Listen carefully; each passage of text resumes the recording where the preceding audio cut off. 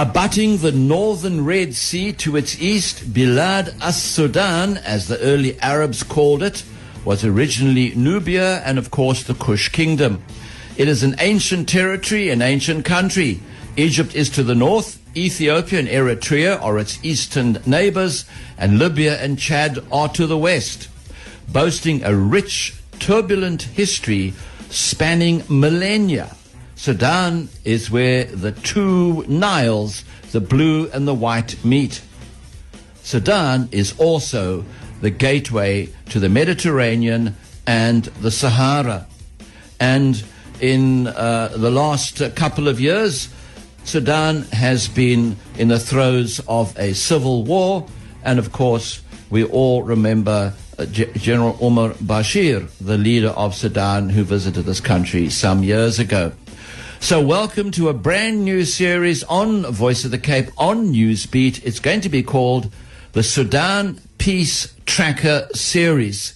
And in this series of programs, we are going to get to understand our continent that much better, and we're going to come to grips with one of the most interesting and most historic countries in Africa, Sudan. A population of about 80 million people, right now in the throes of a civil war, and a massive effort is being underway to try and create a peaceful scenario. So the Sudan Peace Tracker Series on Voice of the Cape on Newsbeat. Our special guest is Mr. Khalid Umar Yusuf, Vice Chairman of the Sudanese Congress Party and a senior leader of something called the Samud Alliance. We'll hear more about that later. Mr. Khalid Umar Yusuf, assalamu alaikum and welcome to Newsbeat. Wa alaikum salam, and thank you for having me today in your important program. Very difficult to go through the history of Sudan in 320 words, going over thousands of years. Very difficult. But we try to give our listeners some sort of context. But we're going to deal with what's happening today, and that is the civil war, which has been going on since about 2019. So tell me very quickly, who is the Samud Alliance? What is exactly that all about? As you rightly said, that it is very difficult to cover the whole thing about Sudan in just a short radio interview.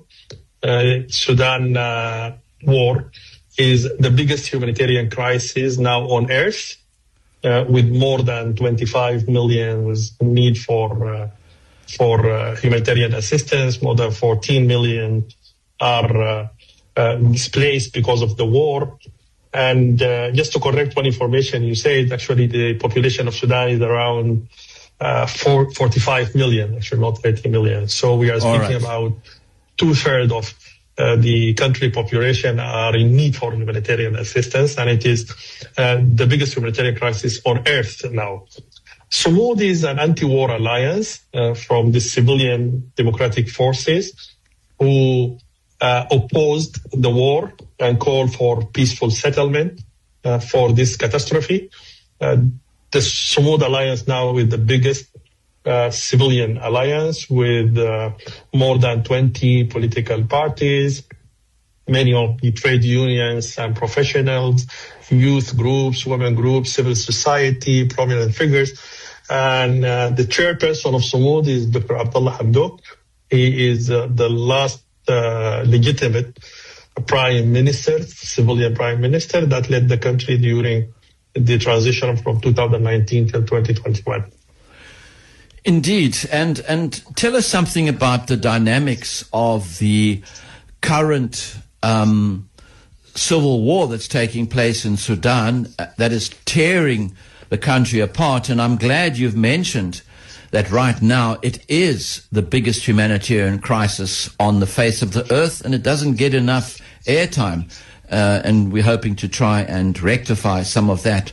But my simple understanding is that at the moment there are two players in the conflict. You've got the Sudan Armed Forces, they call them the SAF, and the paramilitary Rapid Support Forces, the RSF. How do these two forces play into the current scenario?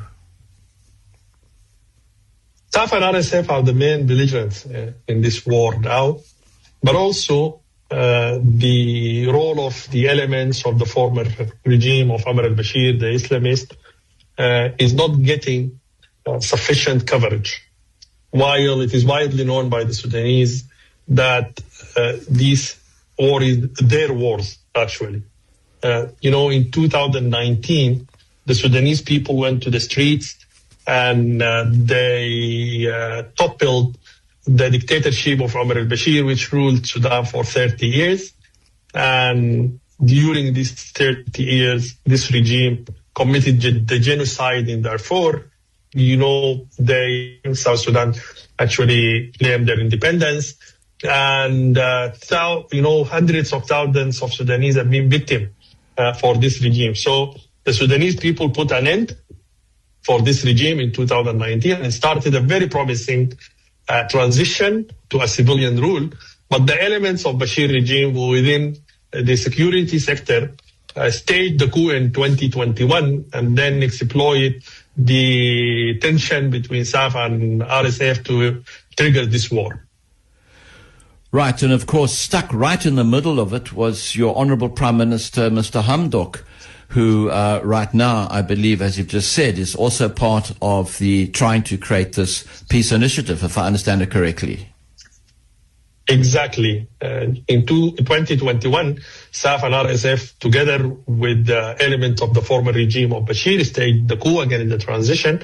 And the whole plan, whether the coup or the war, is to abort this transition and to kill the Sudanese aspiration of having a civilian rule where they dictate their own future. And because of that, the civilian democratic forces in Sudan came together under Sumud. We organized ourselves and we started working to stop the war and to promote for a civilian democratic future for Sudan, because we believe that this war in Sudan is a result of long decades of military rule. Sudan independence happened 70 years back, more than 54 years of this 70 years Sudan was led by the military. And because of that, we are in continuous civil wars and coups, instability, poverty, destruction. So to have a sustainable peace in Sudan, the military rule should get to an end, and a more inclusive manner of governance, democratic governance, should emerge in Sudan, where the Sudanese people will decide their future. And the main obstacle to achieve that is the Islamists, the element of Bashir regime, who captured the state, who penetrated the military, and who are doing all this mess to obstruct the way for democratic transition in Sudan. You're using the word Islamists. How do we understand Islamists in the sort of the context of Sudan? Is this an extremist version of political Islam, I'll put it that way, or is it just pure power hunger? How do we understand it? You are 100% correct. Speaking about the NCP. The NCP is the ruling party during the Bashir regime. This party being established based on the ideology of the Muslim Brotherhood. They are actually created the most extreme version of this ideology. But basically, it turned for a project for grabbing wealth and power. They captured the state. They penetrated the security and military apparatus. They tried to impose their very narrow ideology over the very diverse country of Sudan. Sudan is a very diverse country, more than 500 tribes, more than 120 languages. So in such country in Sudan, a very narrow ideology cannot unite this country. You need more inclusive manner of governance. So to try to impose such an ideology by force over this diverse society, the result, of course, will be clear, is instability and wars. And now, as I said to you, they rejected the rule of the people who toppled this regime through a public revolution, and they try to come back to power by force. Right, yes. If you just tuned in, we are broadcasting. It's Newsbeat with myself, Shafiq Morton. It's the Sudan peace.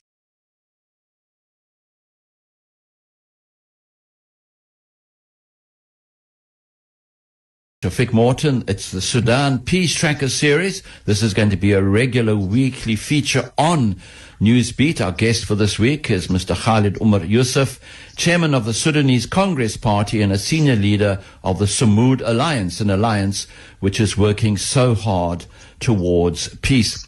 You made some interesting points before I did a back announcement that you spoke about diversity.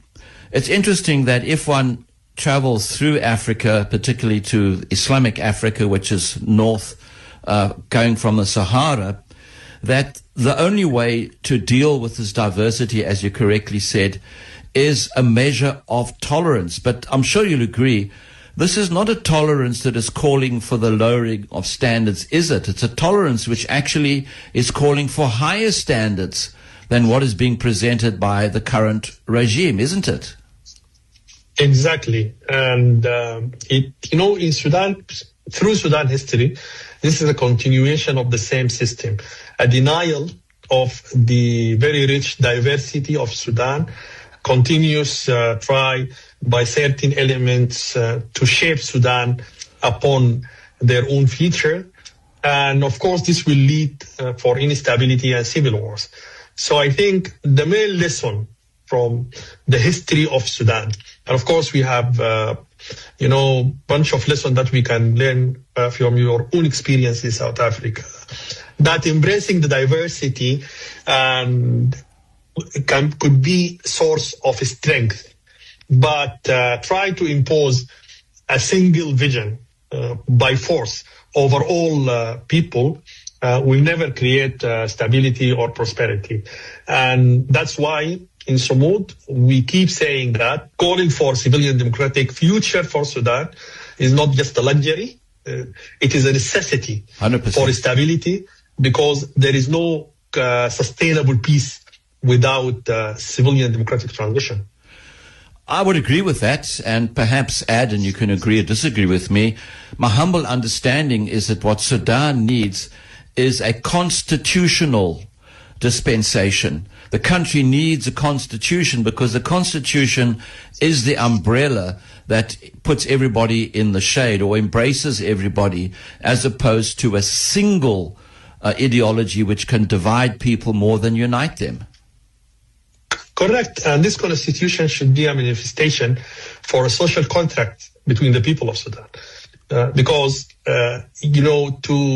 after all these series of civil wars and instability, the people of Sudan need to sit together and say, let us find a way to live peacefully together.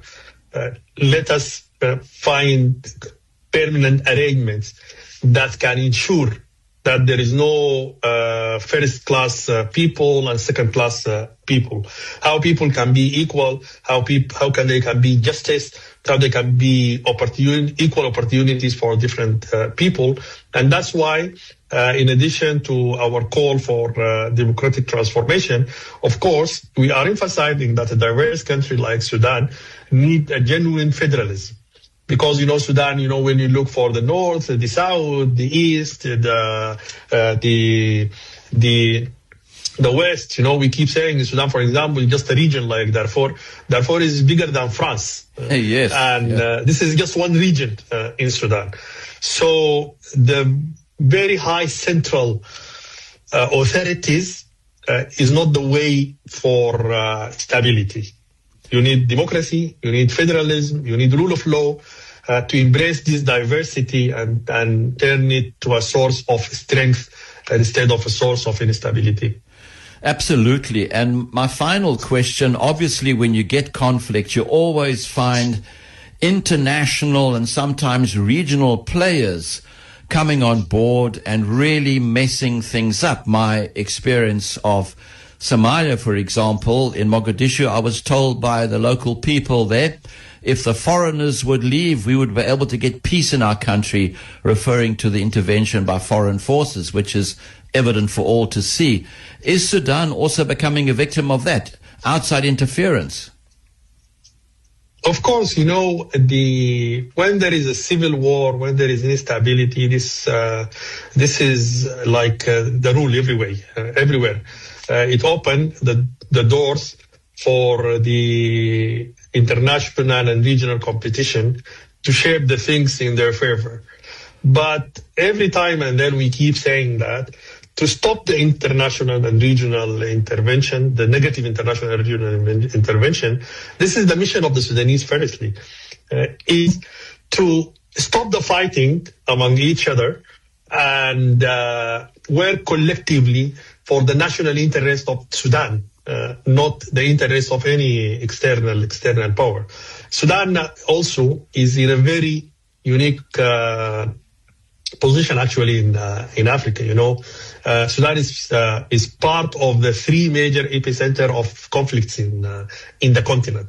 The western side of Sudan is an extension of the Sahel region. The eastern side of Sudan is very interlinked with the Horn of Africa.